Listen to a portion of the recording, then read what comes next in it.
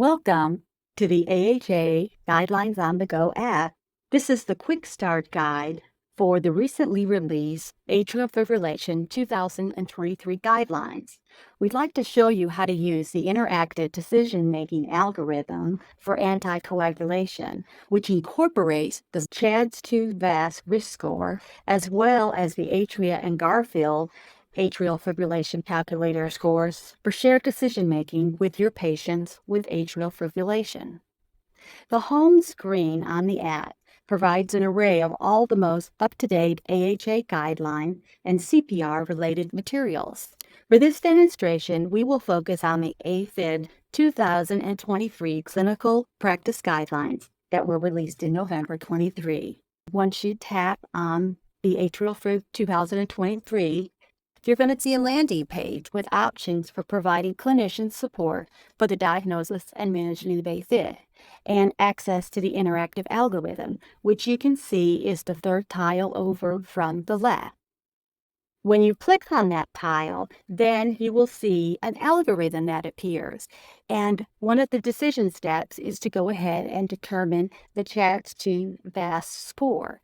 So you click on the link for that, and it will bring you to this calculator in which you will put in your patient's demographic and clinical value. And then it will compute a score and an annual risk for a embolic event. And so then you can automatically determine what the risk score is. Once you see what the risk score is, simply go up to the left corner there where the arrow is, and that arrow will take you back to the algorithm for the next decision steps, in which you can identify yes or no to continue with the algorithm.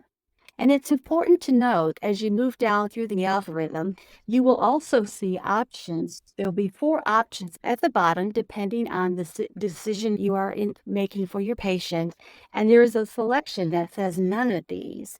And when you see that selection, it will give you access to computing the ATRIA and Garfield risk scores. And again, you click on that link, and it takes you to this screen where you're going to enter demographic and clinical value. And then at the bottom of the screen, you'll get score determination. Then go ahead and go into that left-hand corner again and click the back arrow, and you will use those numbers to determine what your course of action is going to be based on the recommendations in the evidence-based guideline.